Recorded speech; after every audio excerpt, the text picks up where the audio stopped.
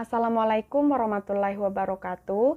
Perkenalkan, saya Rizky Febrina, nomor BP 1910 1152610267 dari kelas SI 6 dengan dosen pengampu Ibu Yesri Elva Eskom Mkom akan mempresentasikan mengenai jenis-jenis media penyimpanan dan contohnya, yang merupakan salah satu materi dari mata kuliah Metode Pengarsipan dan Akses, jurusan Sistem Informasi Fakultas Ilmu Komputer, Universitas Putra Indonesia YPTK Padang.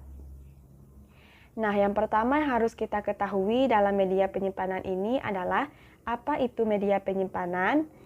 Media penyimpanan adalah media yang digunakan dengan fungsi untuk menyimpan berbagai macam data digital yang tersedia pada perangkat komputer dengan waktu tertentu, sehingga dapat dibaca dan dibuka kembali untuk diproses ulang pada perangkat. Kemudian, apa saja jenis-jenis media penyimpanan? Media penyimpanan terbagi menjadi 4 jenis. Yang pertama, penyimpanan magnetik atau magnetic disk. Yang kedua, penyimpanan optikal atau optical disk.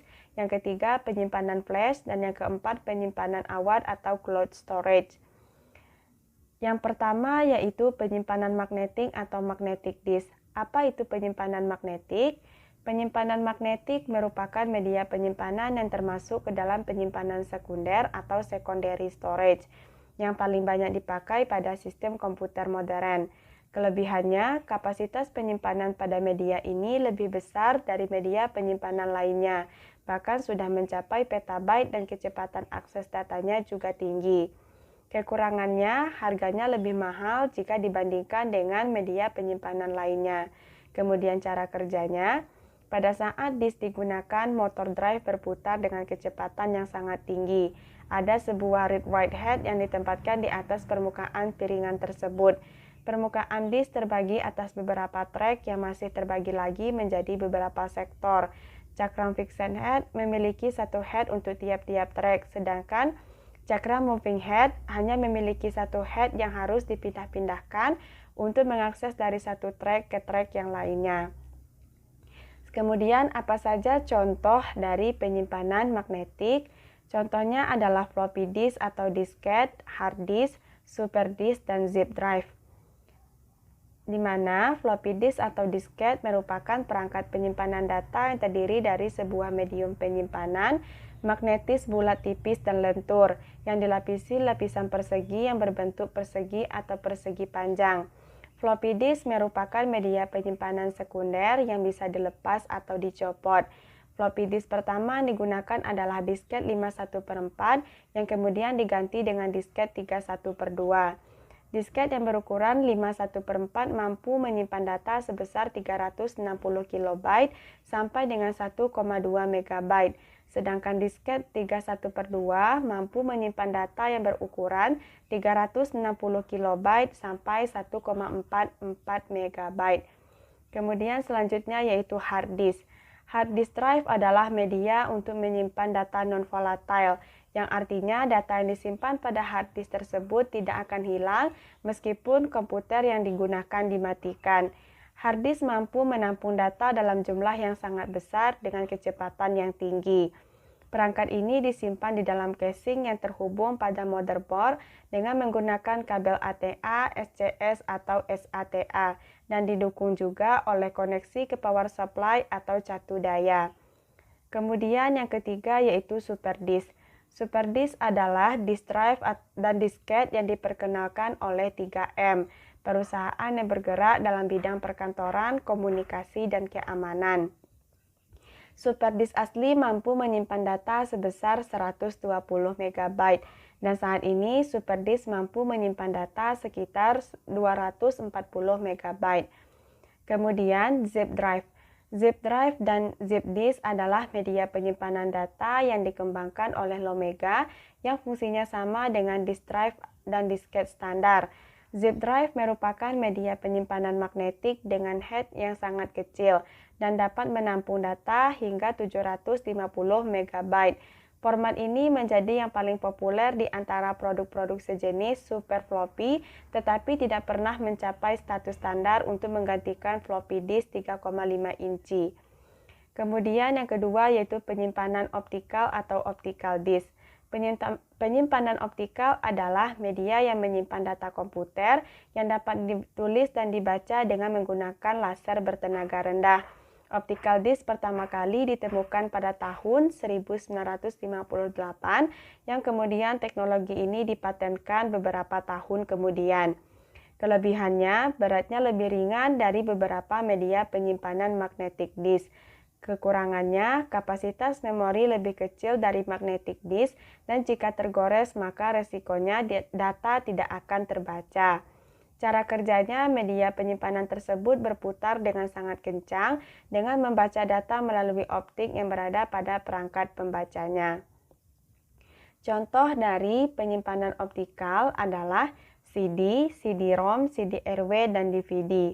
Di mana CD atau compact disc atau laser optical disc merupakan jenis piringan optik yang pertama kali muncul. Pembaca dan penulisan data pada piringan ditangani melalui sinar laser. Compact disc tidak dapat dihapus yang menyimpan informasi audio yang telah digitasi. Sistem standar menggunakan disk 12 cm yang merekam lebih dari 60 menit waktu putar tanpa terhenti. Kemudian CD-ROM. CD yang dipakai untuk menyimpan data yang sifatnya read-only atau hanya dapat dibaca, namanya dikenal dengan CD-ROM. Pada umumnya, produk-produk CD-ROM merupakan suatu pangkalan data atau database yang pengoperasiannya memerlukan paling sedikit perangkat personal komputer. Data yang disimpan pada CD-ROM dapat berupa teks, grafik, gambar, dan sebagainya. CD-ROM sesuai untuk menyimpan informasi yang sifatnya statis seperti arsip, kamus, ensiklopedia, dan sebagainya. Sistem standar menggunakan disk 12 cm yang dapat menampung 500 MB. Kemudian CD-WOM merupakan singkatan dari Write Once, Read Many, dapat ditulis melalui komputer. Sesuai dengan namanya, perekaman hanya bisa dilakukan sekali. Sesudah perekaman, isinya tidak dapat diubah. CD ini berguna untuk menyimpan dokumen rancangan gambar, lagu, dan lain-lain yang dimaksudkan sebagai cadangan. CD ini sering dijual dengan label CD-R atau CD Recordable. Kemudian CD-RW. CD-RW drive menggunakan sinar laser merah untuk menulis informasi dari komputer ke merekam disk, baik CD-R disk yang tidak dapat dihapus ataupun CD-RW disk yang dapat terhapus dan tercatat sekitar 1000 kali. CD-RW drive yang digunakan untuk membuat CD audio yang dapat diputar di hampir semua player atau data disk yang berguna untuk membuat cadangan atau mentransfer file. Kemudian DVD. DVD adalah generasi lanjutan dari teknologi penyimpanan dengan menggunakan media optical disc.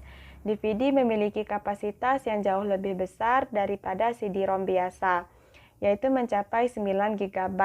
Teknologi DVD ini sekarang banyak dimanfaatkan secara luas oleh perusahaan musik dan film besar, sehingga menjadikannya sebagai produk elektronik yang paling diminati dalam kurun waktu 3 tahun sejak diperkenalkan pertama kali.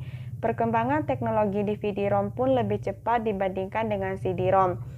Satu kali DVD-ROM memungkinkan rata-rata transfer data 1,321 MB per sekon dengan rata-rata transfer 12 MB per sekon.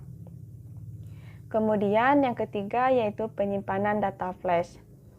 Saat ini memori flash sudah mulai menggantikan media penyimpanan magnetik karena flash memiliki harga yang lebih murah. Contohnya seperti flash disk, kartu memori, memory stick, dan solid state drive atau SSD.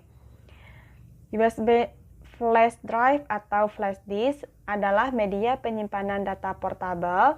Flash disk memiliki ukuran sebesar jempol manusia dan terhubung ke komputer melalui port USB. Flash disk adalah perangkat yang paling mudah untuk menyimpan dan mentransfer informasi. Flash disk tersedia dalam ukuran mulai dari 2 GB sampai dengan 1 TB. Kemudian yaitu kartu memori. Kartu memori adalah jenis media penyimpanan yang sering digunakan untuk menyimpan foto, video, atau data lain pada perangkat elektronik. Perangkat yang umumnya menggunakan kartu memori adalah kamera digital, camcorder digital, laptop, MP3 player, PDA, ponsel, konsol game, dan printer. Memory stick. Memori stick Sony pertama kali diperkenalkan oleh Sony pada bulan Oktober tahun 1998 dan merupakan kartu memori flash yang digunakan pada kamera digital Sony dan produk Sony lainnya. Kapasitas memori stick berkisar dari 4 MB sampai dengan 256 GB dengan kapasitas maksimum teoritis 2 TB. Namun sampai saat ini kapasitas 2 TB belum diproduksi. Kemudian SSD atau Solid State Drive. SSD adalah media penyimpanan berbasis chip flash yang berjenis non-volatile memory. Non-volatile memory memungkinkan data yang tersimpan di SSD tidak akan hilang meskipun aliran listrik terputus.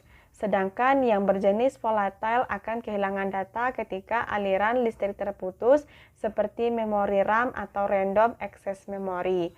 Kemudian yang terakhir yaitu penyimpanan awan atau cloud storage. Apa itu penyimpanan awan? Penyimpanan awan merupakan media yang masih tergolong baru. Media ini bersifat online dan tidak menggunakan kapasitas data memori pada perangkat karena mereka menggunakan penyimpanan yang terdapat pada internet. Kelebihan dan kekurangannya: kelebihannya tidak memerlukan perangkat untuk menyimpan data, sedangkan kekurangannya sering terjadi kesalahan pada server dengan resiko data akan hilang dan juga dikenakan akses koneksi data. Cara kerjanya: untuk dapat menyimpan data pada media ini kita diharuskan untuk mengunggah file tersebut dan untuk mengambilnya kita harus mengunduh file tersebut. Contohnya seperti Google Drive. Google Drive adalah sebuah fasilitas yang diberikan oleh Google untuk para user yang sudah membuka akun Gmail. Kemudahan ini menjadi salah satu andalan Google dibandingkan dengan perusahaan sejenis. Para user dapat mengunggah data ke Drive masing-masing dan menyimpannya. Bahkan dengan Drive, para user juga dapat saling bertukar data. Nah, cara bertukar data pada Google Drive ini adalah dengan mengaktifkan link berbagi. Nah, nanti link tersebut bisa kita salin dan juga bisa kita salinkan, kita kirimkan kepada orang lain dan orang tersebut bisa membuka link yang kita miliki. Jika link berbagi tidak aktif, maka mereka harus meminta akses kita untuk membuka file tersebut melalui email. Kemudian yang kedua yaitu cloud. Mirip dengan Google Drive, namun cloud memiliki syarat dan ketentuan yang berbeda. Cloud storage adalah media penyimpanan online di mana dapat menyimpan data pada server virtual yang tersedia. Dengan adanya cloud storage, tidak perlu lagi menyimpan data pada hard drive, CD, ataupun hardware lainnya. Namun untuk bisa menggunakannya cukup memerlukan koneksi internet. Kemudian yang ketiga yaitu hosting. Hosting juga merupakan media penyimpanan data berbasis online. Mayoritas untuk menggunakan hosting, seseorang harus mendaftar dan berbayar. Jika tidak membayar, maka tidak bisa menggunakan aplikasi ini. Tidak seperti Google Drive ataupun Microsoft Cloud.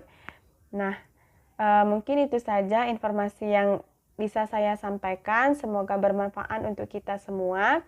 Wassalamualaikum warahmatullahi wabarakatuh.